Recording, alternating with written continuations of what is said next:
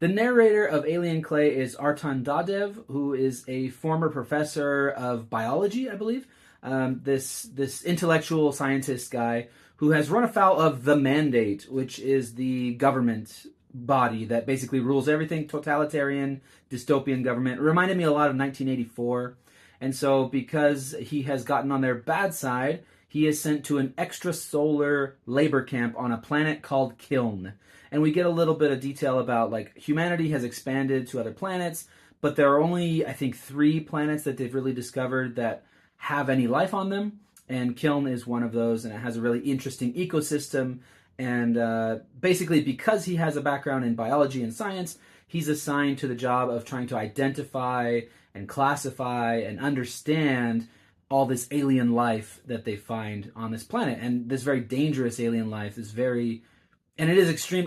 The environment is extremely alien. The alienness, the extraterrestriality, that's not a word, is really well done. It's very cool. And one of the big mysteries of the book is like, how do these alien creatures work?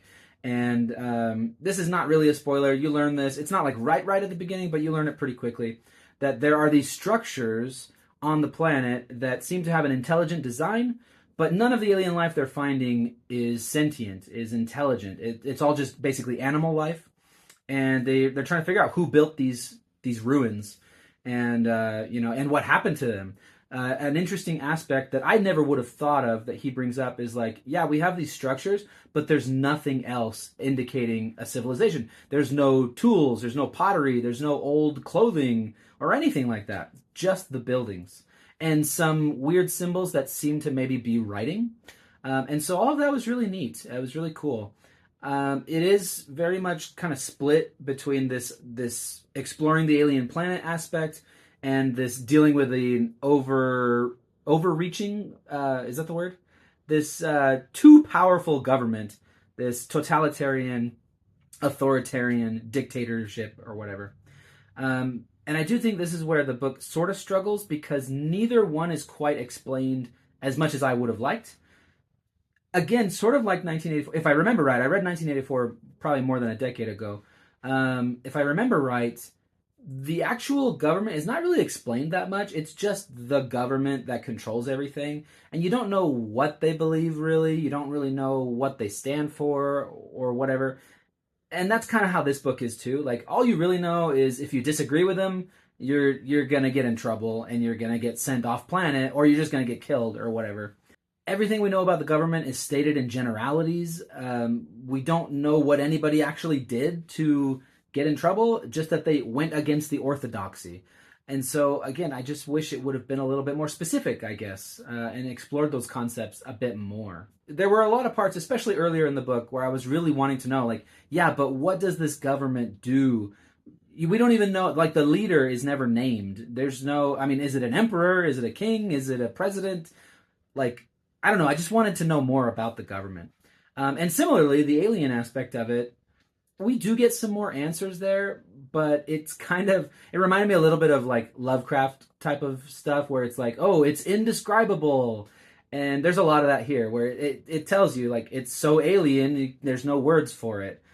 I really wish there would have been some words for it. And I get that that's kind of the nature of the book. And I'm okay with it. I would have liked it better if I had some sort of explanation of like, that I could understand of how it actually works. But I get that that's the nature of the story being told here. One of the main issues with this is like, I guess I don't fault it for saying, oh, it's just too alien to understand without living it. But the narrator keeps trying to explain it, but he never really explains it. You know what I mean? So it just felt like long-winded. And yes, we already know it's alien and we already know you can't explain it. So why are you still talking about it for pages and pages and pages and pages? And so, yeah, it was not the most engaging storytelling. Mostly, I kind of enjoyed this book. I did have a few complaints. Mostly the narration, the actual structure of the storytelling. It's like 90% telling and 10% showing. There's very little dialogue. I mean, it's just, I listen to it on audio, but I imagine if you're reading it in print, it's just pages and pages. Probably, not exaggerating, like a dozen or dozens of pages consecutively with no dialogue. Just explanation, just talking, just the narrator pontificating on all this stuff. And it's interesting stuff, but it's like, man, I wish I could see some action happening instead of just someone explaining it to me. You know what I mean? So that was kind of, I guess, annoying or maybe just disappointing. I think this would have been a real slog to read if I read it in print. Because it was audio, I just listened to it on my commute. It's like, it's not a problem to get through it, but it was less engaging than I would have hoped. There is a little bit of what I would call woke silliness. There's a character who's apparently non-binary, who's always referred to as they or them, and that just got really confusing. And again, well, it didn't get confusing. It was confusing each time it was brought up, where, oh, we're doing this thing, and they said that. I'm like, wait, who's they? Oh, it's this one person. Okay. And they told, and I told them that this. It's like, is he talking to a group? Oh no, he's talking to this one person. So it would always just take me a second to catch up, and it would just take me out of the story. Most of my complaints are things that they're not necessarily bad, but I just felt like they made me pause and back up and realize, like, oh yeah, I'm listening to a made up story, and some of those like tricks or some of those techniques that the author's using are showing through. I'm seeing the structure behind the facade because of stuff like that. That being said, I do feel like the non-binary character, it is well done in the way that it's not like shoved down your throat. It's not preachy. He's never actually referred to as non-binary. They're just called they and them all the time, so you get it.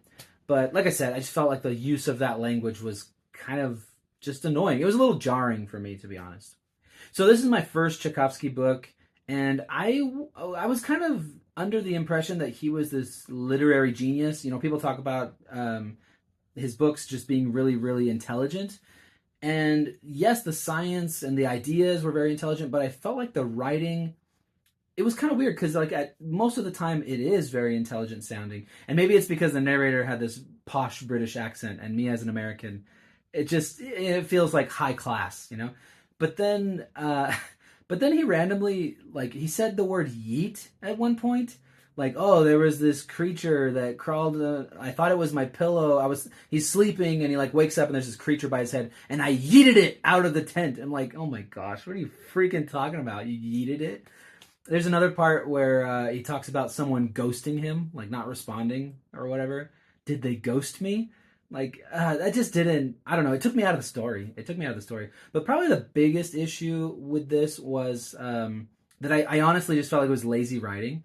The narrator addresses the reader directly in the second person and straight out says, there are things I'm not telling you, and I'll tell you later. Like, that just makes me mad. That's just lazy, bad writing, honestly.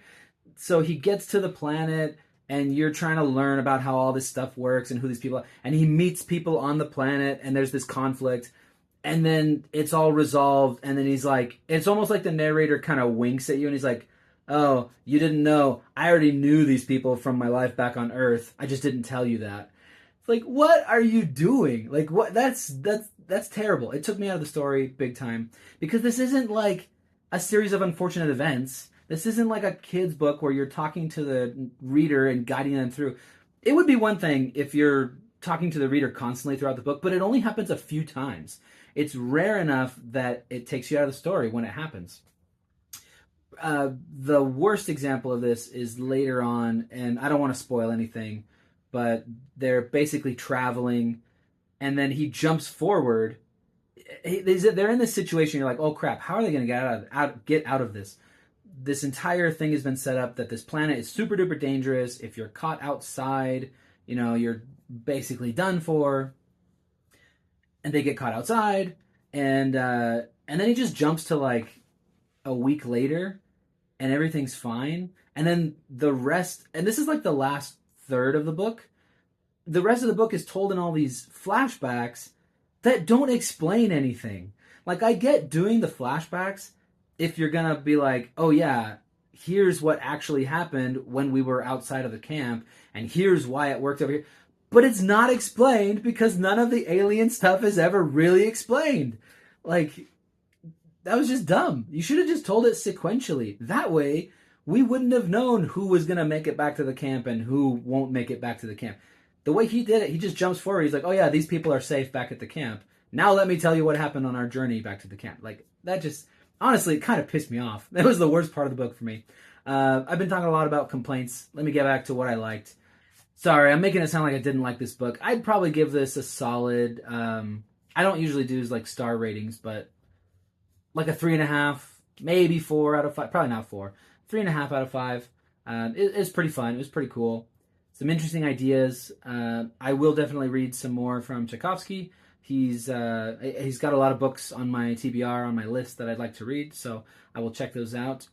And I don't know if there's much else for me to talk about, so see ya.